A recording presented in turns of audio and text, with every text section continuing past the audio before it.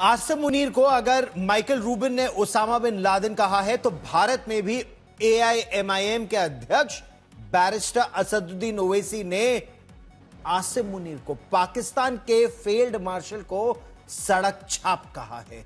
असदुद्दीन ओवैसी ने आसिम मुनीर की ओर से दी गई इस एटमी धमकी की कड़ी निंदा की है। यही नहीं, उन्होंने कहा कि यह बहुत दुर्भाग्यपूर्ण है कि इस तरह का बयान अमेरिका, जो अपने आप को एक प्रजातंत्र कहता है, दुनिया का एक बहुत पुराना प्रजातंत्र है, उसकी धरती से इस तरह का बयान दिया गया।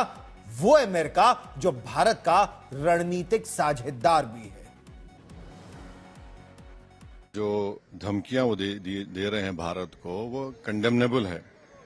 और अफसोसनाक बात यह है कि भारत यूएस का एक स्ट्रेटेजिक पार्टनर है और यूनाइटेड स्टेट्स की सरजमीन में बैठकर वो भारत को न्यूक्लियर थ्रेट दे रहे हैं और बिल्कुल ही एक सड़क छाप आदमी की तरह की जबान इस्तेमाल कर रहे हैं। तो हमारा मानना यह है कि एक पॉलिटिकल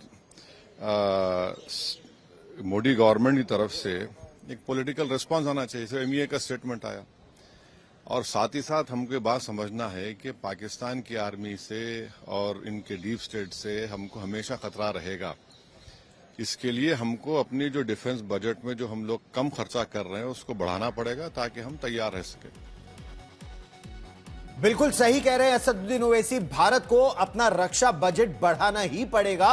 जिस तरह से भारत चौतरफा पाकिस्तान प्रायोजित आतंकवाद हो या विस्तारवादी ताकतें हो, उनसे घिरता जा रहा है। बांग्लादेश की समस्या अब और बढ़ गई है। अच्छा, एक तो पाकिस्तान के भीतर चौतरफा जंग छिड़ी है और उस पर जब से भारत ने इंडस वाटर्स ट्रीटी, सिंधु का पानी रोकने का ऐलान किया है, उसे इन अबेंस रखा है, तब से पाकिस्तान के नेताओं में भी खलबली मच गई है। और इसी खलबली में बिलावल भुट्टो जरदारी, पाकिस्तान के पूर्व विदेश मंत्री और पाकिस्तान पीपल्स पार्टी के नेता, ने भारत को एक बार फिर गीदड़ भभकी दे दी है। इसका जवाब बीजेपी के नेता और एक्टर मिथुन चक्रवर्ती ने दिया। लेकिन पहले हम आपको सुनवाते हैं बिलावल भुट्टो जरदारी, जिनकी मां का कत्ल आतंकवादियों ने कर दिया था और जिनके नाना को पाकिस्तान की सेना ने लटका दिया था, फांसी दे दी थी।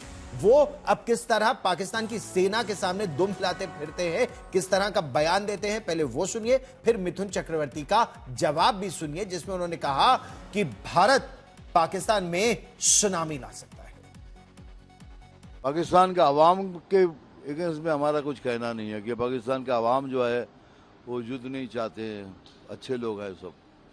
लेकिन अगर ऐसी बातें करते रहेंगे तो फिर खोपड़ी सनक गई तो फिर दूसरा हो जाएगा ना। फिर एक ब्रह्मस चला तो दूसरा ब्रह्मस चलेगा। और अगर कुछ नहीं हुआ तो हम लोगों ने सोचा एक डैम बनाएंगे और 140 करोड़ आदमी उधर पेशाब करेगा, फिर डैम खोल देगा, कोई गोली नहीं चलेगी, सुनामी आ जाएगा।